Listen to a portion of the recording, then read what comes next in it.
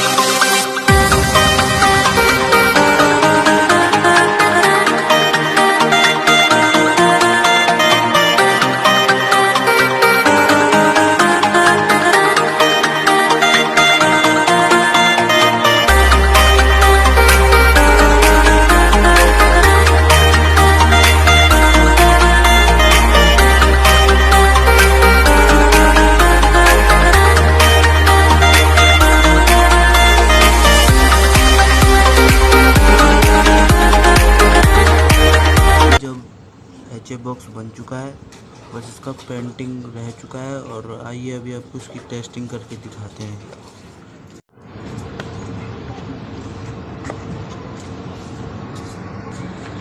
HF के connection हो चुके हैं, तो अभी बैटरी के कनेक्शन कर लेते हैं। तो बैटरी के कनेक्शन हो चुके हैं, इसको अभी ऑन करके दिखाते हैं।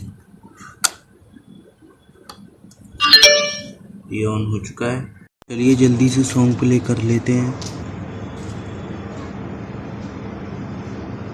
सॉन्ग प्ले हो चुका है, अभी यहाँ से आवाज़ बढ़ाते हैं।